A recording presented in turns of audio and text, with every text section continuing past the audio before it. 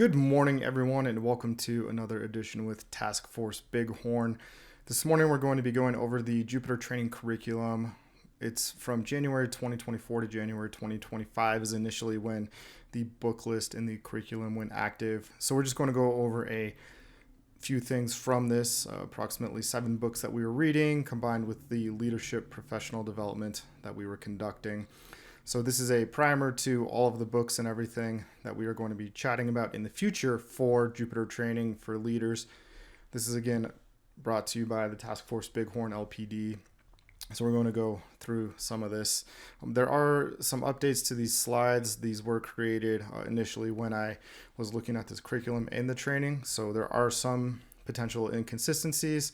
However, if you have any questions, feel free to reach out. We will put all of our contact information in the description if you're watching this in the video formats, or if you're watching this from the podcast or anything else, feel free to just drop us a line and we will get back to you.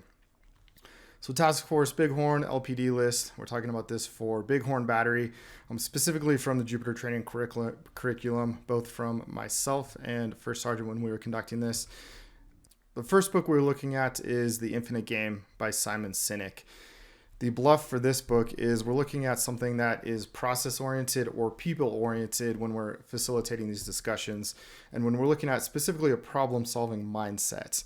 The key lesson that I wanted to take away from this was our unit's last deployment. When we went with the 3rd of 157 on our deployment, we failed in a number of ways. And one way that we really did fail was showing how we care about the future soldier, both serving on that deployment and in general within the Colorado Guard in our unit. And we're looking at the long-term mission that is nested within HIRE's mission, specifically regarding retention and recruiting. So there were a number of times when we were looking at this and there were just so many issues that we didn't address because we weren't focused on that individual soldier within the personnel or the personal context. We were just focused on what we have to do exactly right this second, and we were on the process of it. So looking at the fact that us as an individual, we are that finite resource being used by that organization. That organization will outlast us, especially with an organization in the military. So it's important for the general mindset to be explained and specifically explored as the soldier progresses within their military career. The issues that we had and the failures that we had is we never even talked about this. We never recognized this. We didn't put forth that we were trying to look for the future of the organization, realizing that we are a small part in it and that our military career is important as a portion within that. So many of the key lessons that we learned within the book demonstrate we did the opposite on deployment, and we were looking for something that was counterproductive during that 2022 deployment. So this is a good starting point as we engage in what we're thinking about as leaders, specifically through leadership professional development and OPD sessions. So this was a good primer. And within this, I think there's 3 big takeaways for discussion that we are going to focus on.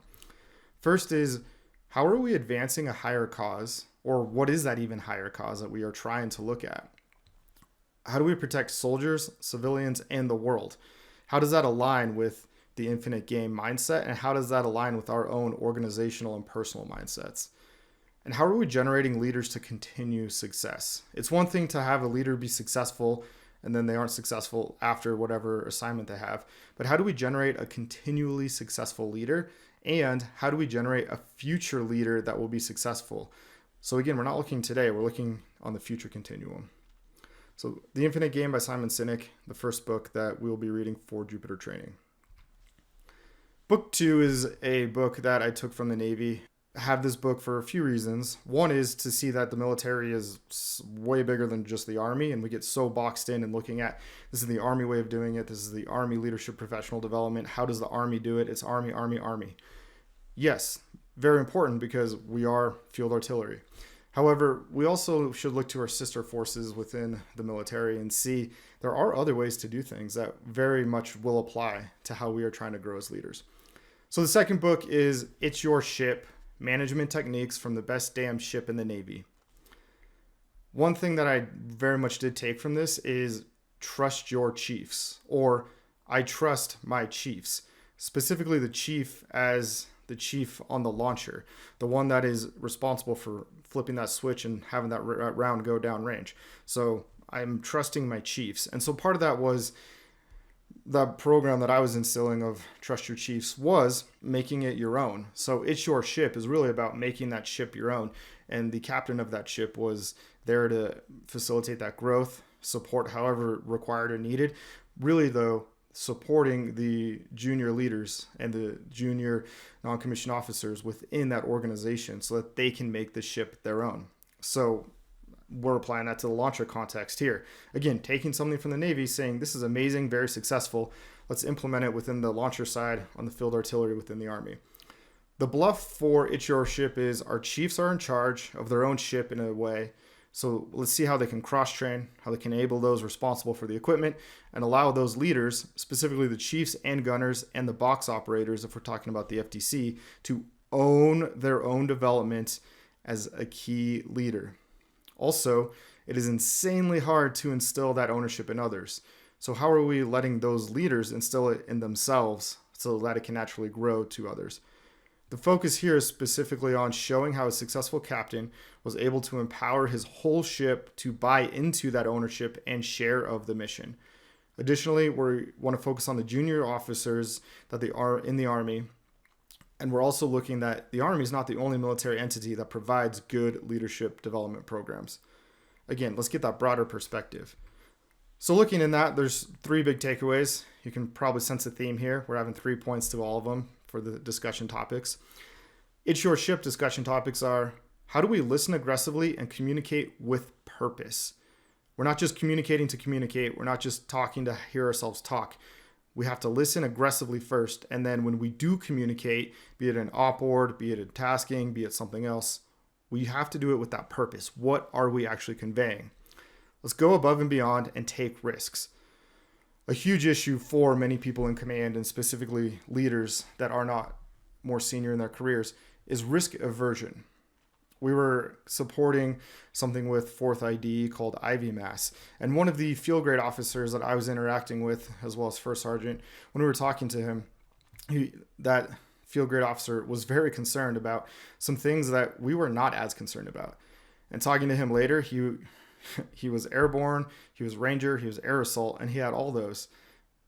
He said, risk adverse. I am risk adverse. I don't want there to be an accident.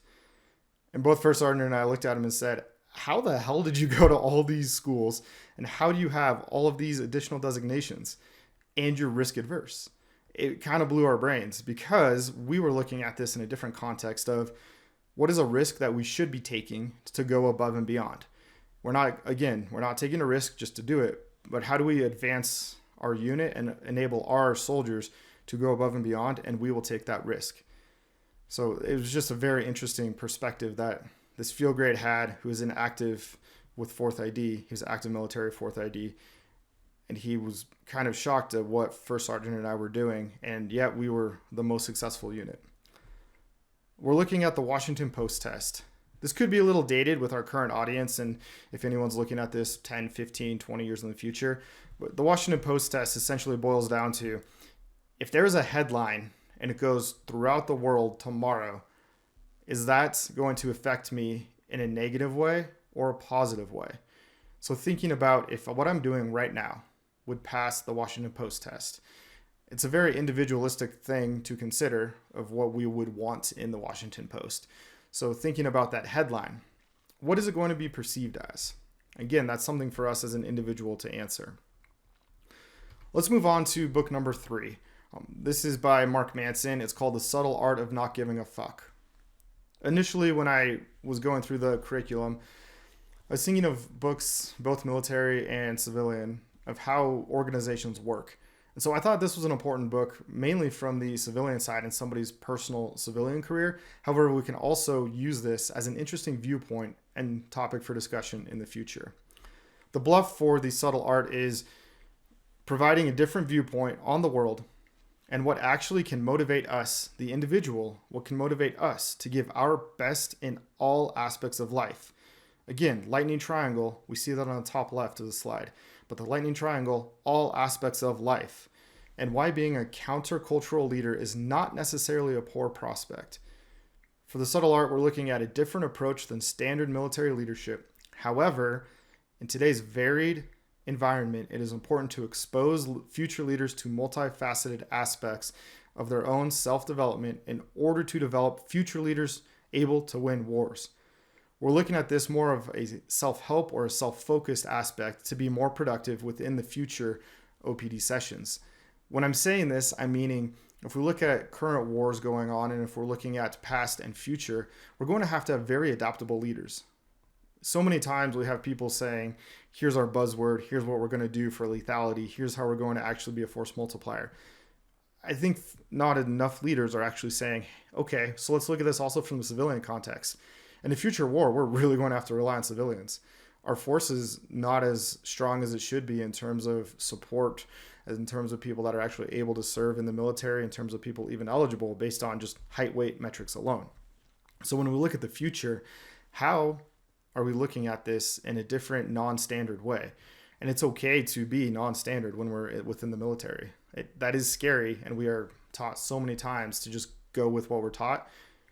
There are things we very deeply need to care about, and that's the point of the book. The point of the book is not saying, F it, don't care about anything. It's saying, F it, I care about this, so I'm not going to care about these other things because this thing I actually care about is impacting my life.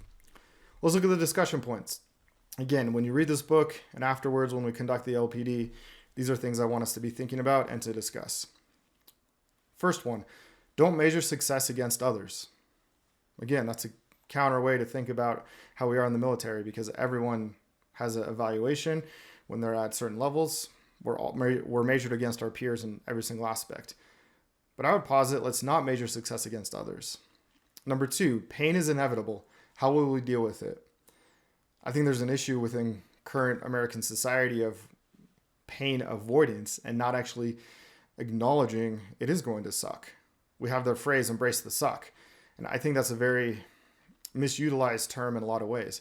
But I think another way to say it is pain is inevitable. How will we deal with that pain? How are we going to make it a little bit better? Or how are we going to use it as a learning tool?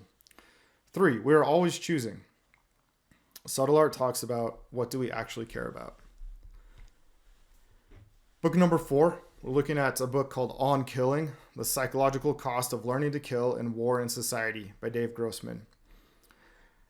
This is a very interesting book in terms of the modern day application. It's interesting because when we look at drone feeds, when we're looking at HIMARS, when we're looking at other people within a cockpit of an aircraft that are shooting on ground and providing support to troops in contact, we're seeing a different side to the war and what people are actually looking at. In prior wars, infantry was on the ground shooting. They usually saw what they were specifically targeting and killing right then. In current warfare, especially with drone warfare as we see it, there's a lot of different times when people are looking at what they're going to destroy and they're seeing it through a video feed. And so there is somewhat of a disconnect from me pull trigger kill person to me give fire mission command and then let's see what happens. Through that fire mission processing and that fire command, there's going to be a number of different layers. However, flip side of that is it means whoever is the fire direction officer at the battalion has a drone feed for every single mission they could shoot, and they are seeing specifically what they are killing. That's not something that used to exist 20, 30 years ago. So it's an interesting change to all soldiers weren't necessarily impacted the same way from the psychological killing aspect to now we have a drone feed for almost everything we can destroy. So that's a different, interesting mindset to think about. And that's partly why I included this and included it so that we can see that psychological aspect and how we are wired differently and how we are trained to actually take those risks and how we are wired differently. So bluff here is as soldiers first and leaders second. Again, I want to focus on the fact that all leaders are soldiers, especially within the officer corps. We lose that a lot of times in the officer corps. Officers are soldiers. They're also leaders. So looking at the soldiers first, leaders second, we must understand how, why, what, where our emotions are impacting the need to provide overwhelming fires in order to subdue the enemy. So here we seldomly focus on the mental, psychological, intellectual aspects of our job. We just do what we're told. But here we have to focus specifically on what those aspects entail. The main point of this is to see how killing learning to be a professional artillery soldier, and how protecting others impacts us all in different lifelong ways. I'm not saying every single person is going to have a emotionally significant event and then they're going to suffer forever from it. No. What I am saying is we will all be impacted in lifelong ways. So let's at least recognize that with on killing and the psychological cost. 3 takeaways from here. Why does PTSD occur and how does it impact us? Again, why in terms of we are all impacted differently. Somebody may suffer an emotionally significant event and not have the same long-term emotional reaction. What is done to prevent atrocity? Is there a disconnect between civilians and soldiers in learning to kill? We've gone through basic. We are soldiers. After we go through basic, we learn even more how to kill. Is there a disconnect between civilians and that soldiers? I was talking to somebody who was both a Marine and he was Army Special Forces long tabber. We were talking about when we're deployed, a number of things we do on deployment. If we did them back here in the United States, we would be facing multiple lifelong sentences in the criminal justice system. So it's interesting how what we are trained to do specifically, we're deployed, we get awards, we get medals, we get recognition for doing what we were specifically trained to do and told to do. We go out, we complete the mission, kill the bad guys, come back. Society is shocked that we are still having some of those thoughts, and when really society is telling us to do these things so that people in the US can live a different life, a good life, a better life. That's a very interesting concept for us to think about and internalize. That's why I want to look at on killing and how is it different. So those are the 3 discussion points. Why does PTSD occur? How does it impact us? Number 2, what is done to prevent atrocity? Number 3, is there a disconnect between civilians and soldiers in learning to kill? Let's move on to book 5, which is a fascinating book, specifically about our unit. We're not really going to have a discussion topic on it. This is more of a self-focused learning our history, seeing how we actually were integral in prior world wars. Also, so we can have pride individually within our unit. So this is a book that we're going to read on our own. We're not going to discuss it. If soldiers want to discuss it, if anyone in Bighorn wants to have a one-on-one, please just reach out to First Sergeant or myself. We will absolutely have one-on-ones with this. We will have a discussion if there's enough interest. Really, it's more of a novel and for us to think about where our unit has been and how our history has influenced where we are today. So book 5 is The Liberator. One World War II soldier's 500-day odyssey from the beaches of Sicily to the gates of Dachau by Alex Kershaw. Bluff for this is, again, learning our unit history and reading the firsthand how we are involved in winning the nation's wars. We're taking that mentality of winning the nation's wars to the Guard. It's a motivating lesson for all leaders. It's also showing us how somebody suffered great atrocity and how somebody suffered within that World War II context and how they were motivated to continue going and their military career was advanced, specifically while they were putting soldiers first and not themselves. Again, overall, less a discussion and leadership lesson focused, but primarily focused on the individualization of what is our unit history and our professional curiosity and how we actually got to where we are as a unit. There's 3 big questions and takeaways for us to consider when we're doing this, if you want to jot down your notes or if you just want to think about it. 1, how do we react to horrors we may face as leaders? How do we react to horror we may face as leaders? 2, daily tasks can lead to larger purpose. 3, natural leadership versus learned leadership. If there is a myth regarding leadership development. Again, number 3, natural leadership versus learned leadership. And if there is a myth regarding leadership development. Let's look at book number 6 for our Bravo Battery Bighorn OPD list. Book number 6, again, this is more focused on a potential business or non-military application, but it does have a root within hostage negotiations. Book number 6 is Never Split the Difference, Negotiating as If Your Life Depended on It by Chris Voss. Bottom line up front for never split the difference. Life can seem like a negotiation, so empowering a leader to interact with their team in a variety of ways is necessary as we develop our own leadership style. Learning, using, recognizing, and having those specific tools to be superior in our interactions is necessary. It also allows us to properly utilize the knowledge to build on the overall team success. It's an overall mind shift book as much as how do I win. The big takeaway here is learning how we interact with others and learning how we come across to others sometimes. Also, I don't want any of our junior leaders to be taken advantage of based on their interactions with hire. I think a number of times, myself included, as a junior officer, we were always saying yes, and we didn't know how to say no. We didn't know how to say, I am unable to do this. I will achieve this other goal. However, I can't do what you're specifically asking me to do. We are at a huge disadvantage because most of the time we have to say, yep, you got it, sir. You got it, ma'am. Let's carry on. I can do it. So I want to give empowerment to the junior leaders on how do we actually negotiate and how do we actually say no while still saying, I am supporting this mission. 3 big discussion points or takeaways is active listening. It's the foundation for successful negotiation. Embracing the conflict is important, and we must utilize that professionally, both military professionally and civilian professionally. Number 3, as leaders, our targeted questions influence outcomes. As I was talking about just a little bit ago, we're very used to saying, yes, we will achieve that.